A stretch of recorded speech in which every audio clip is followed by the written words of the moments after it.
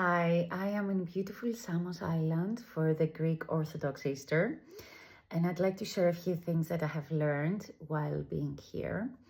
So this was the birthplace of Pythagoras. Pythagoras was one of the greatest philosophers in antiquity. He had his own school of philosophy. In order to enter the school, you had to go through many processes. You had to be silent for many years, about 5 years, I think. You gave up your possessions in the sense that everything was communal and shared. It was a very community-based group or philosophical space. And the things that he taught were secret, so we don't have so much information about what he taught. We know some things about mathematics because he used mathematics and numbers a lot in his teachings. When he died here, there is a cave which is called Pythagoras Cave. It is said that he died there because he was persecuted throughout his life for his teachings and for political reasons. But another interesting thing is that this island is the birthplace, according to myth, of Hera, the wife of Zeus.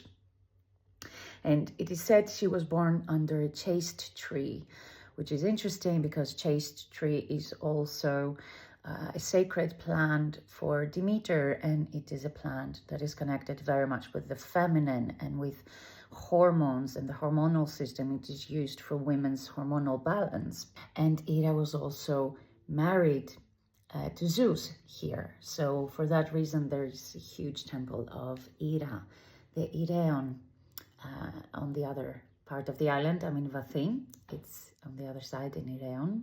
And that sacred space was used as a sacred site for millennia. It started being a sacred place around 2200 when they discovered that rocks were used for worship. The first temple of Hera in Ireon was built on the 8th century BC. And after that, there were many more built. It was actually one of the largest and oldest temples in antiquity. It was a huge temple, and there were festivities that were taking place in those days. And they still do. Every year in August, there is a 3-day festival called Irea. So this is a very beautiful island, very green. And my plan is, after exploring the beautiful sites, temples, caves, and beauty of the island, to create a spiritual tour for people for next year.